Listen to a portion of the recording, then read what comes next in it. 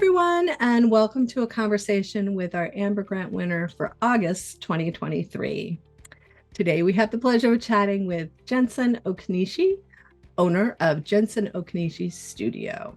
I'm Marsha Layton Turner, and I'm one of several Women's Net Advisory Board members who has the pleasure of learning more about all these fabulous business owners. So, Jensin, thank you so much for taking the time to chat with me today. Yeah, thank you so much for having me here. So, Very well, exciting. I know everybody is really curious. So, what is Jensin Okunishi Studio? What is your business? So, Jensin Okunishi Studio is a custom rug design studio. Um, let me see. So, as the designer, I design the rugs, and then I work with my partners in Nepal, who hand make the rugs using a special Tibetan hand knotting style.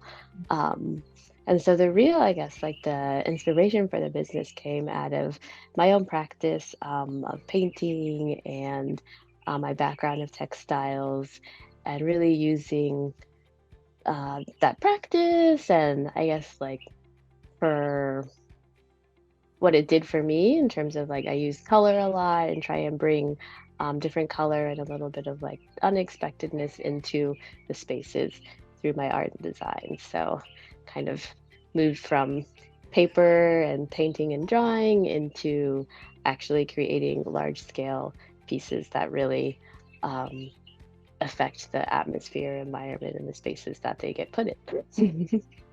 To me, it seems like art on the floor. You know, we put art on the walls, but now you have the chance to put these beautiful pieces on the floor and hopefully not cover them up with the couch. Yeah, yeah, that's exactly it. Yeah, sometimes that can be a challenge. I try to keep that in mind, that like often there will be furniture. And so, do you sell direct to consumers? Or are you working primarily with interior designers? Yes, I'm working primarily with interior designers in the retail and home spaces. Um, and some I have like a set designs, like collections, but all of those collections or each design can be customized with colors or the sizes that you need for your particular project. That sounds really cool. So a client can choose a design and then say, I love this shape, the shapes that you have here, but my walls are green and you have mainly reds in here. And so you can change the tones. Is that kind of what I'm hearing? Yeah, exactly, exactly. Which is really like, as like working with another designer, they also have a vision and like a mood they're trying to create. So it's actually I enjoy collaborating in that way. And, they see something in my work that they like and they kind of it's kind of like adding to it. I'm like, oh yeah, I really see like your vision as well. So it's usually a really nice collaboration. And then too, I do custom designs. Okay. So, if they just like, the general idea of something, but they're like, let's, reimagine that, incorporating this idea a little bit more, then that's also really great. Awesome. So what do you think has been the secret to your success thus far? What's gotten you here? Mm, I think staying curious and curious about myself and my process um, is something that's really hard to do because I think sometimes you want results and you want to know that what you're doing is working or that it's going to work. But I think you kind of really have to, just keep believing in yourself the most. I think I've kind of always had these ideas and visions about bringing my artistic practice into kind of my career space, but I really didn't know how that was going to happen. Mm. So when, I realized that this way that I was experiencing my work differently, large scale and all of these different things, I was like, oh, this seems like something I could hold on to for a while. Fantastic. Well, so you are our $10,000 Amber Grant winner for August. What are some ways that you're planning to use that money to invest in your business? So I'm really excited to participate in my first trade show.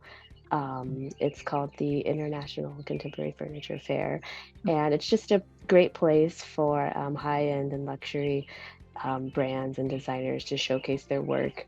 Obviously meet some new clients potentially, but also just get like a really great feel of what's happening in the contemporary design space, from student work to other professionals inside and outside of the US. It's a really exciting place to be and an exciting time for me to introduce what I'm doing, because I think it's really, I have something to add to the conversation. So I'm happy with the feedback and the business I have right now, and I feel like, it'll really resonate there. Sounds like the perfect place for you to be. So Right. when is that happening? That happens in May of 2024. So I'm excited for you. So after that, can you tell us a little bit about the future plans for the business, 3 to 5 years? Yeah. Where do you see the company?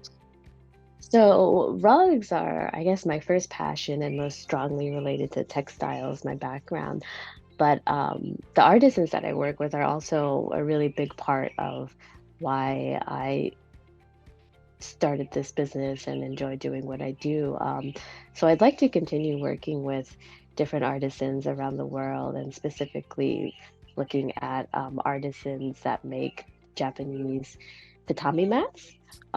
They're like a traditional type of flooring that used to be more common in Japan, but currently it's being used more just in traditional style buildings or temples.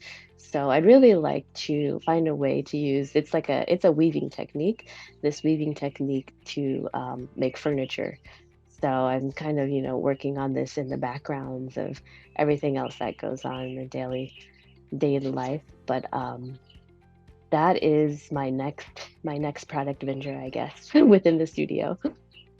Wonderful. That sounds just fascinating. So excited I'm to see what you come up with. excited too. So, what advice might you have for an aspiring female entrepreneur, maybe a woman business owner who's just at an earlier stage in her business than you are? What advice might you give her? Hmm. I would say definitely be persistent. I think starting a business, like many other things, but a business in particular, you're your biggest cheerleader. So, if you don't believe in what you're doing, if you haven't, found either sometimes it's a business plan that gives people confidence. Sometimes it's, developing your product if that's what it is, but kind of, finding that thing that keeps you believing in yourself. Because it's going to probably be a slow process. And even if it isn't, if it, it fast and it takes off, be willing to learn from everything that's happening, because things are always quickly changing, and you want to be able to accept help if you need it, even if things are going well. So be patient with yourself and believe in yourself and be persistent. Great advice. Thank you so much. So, Jensen, thank you again for your time today talking about your business. Just been always so interesting to hear these stories. So, thank you. And Women's Net community, thank you for taking the time to listen to the interview with Jensen. And Jensen, congratulations again on being our August Amber Grant winner. Thank you so much to the women's night community. It's really an amazing feeling, and just nice to, yeah, just have like a little extra support going forward. So I mean, it's a lot of extra support. Wonderful. Good.